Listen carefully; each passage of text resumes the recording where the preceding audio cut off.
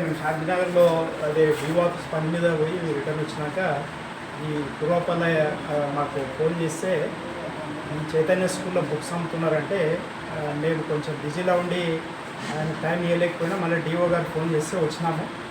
వచ్చి మరి Chaitanya school visit చేసినాం. స్కూల్ దగ్గర అయితే ఏం లేవు పుస్తకాలు. స్కూల్ కొద్ది దూరంలో ఒక వేరే కాలనీలో ఈ చైతన్య స్కూల్ అని చెప్పి బుక్స్ అమ్ముతున్నారు. ఇందులో మేనేజ్మెంట్ వాళ్ళతో కూడా మాట్లాడడం జరిగింది. వాళ్ళతో ఏమన్నామంటే మేము government syllabus 6th to 10th వరకు వాడాలి కదా అంటే అవును సార్ వాడుతున్నాం అన్నారు.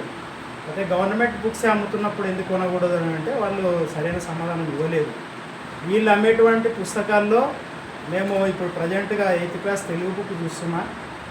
టాపిక్స్ మాత్రం అవే ఉన్నాయి, చాప్టర్స్ అవే ఉన్నాయి, కానీ లోపల సిలబస్ మాత్రం డిఫరెంట్గా ఉంది. కనుక ఇది ప్రభుత్వ నియమ నిబంధనలకు వ్యతిరేకము.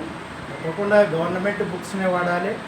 పిల్లలకి తక్కువ రేట్లకి అమ్మాలా. ఆ పిల్లలు పేద పిల్లలు ఉంటారు, వాళ్ళ కోసం మరి ఈ విధంగా పీడించడం అనేది పద్ధతి కాదు. ఈ స్కూల్లో వచ్చి మేము ఇప్పుడు చూసినాము. ఇక్కడ కూడా మా సిఆర్పీలు మా స్టాఫ్ అందరం ఉన్నాం. వీటిని ఇప్పుడు సీజ్ చేసిన తర్వాత వాళ్ళకి షోకాజ్ నోటీస్ ఇష్యూ చేసి ఒక 3 రోజుల్లో మా నుంచి రిప్లై తీసుకొని ఆ తాళము ఆ 2 తీసుకుపోయి మేము డిఓ గారికి సబ్మిట్ చేస్తాం.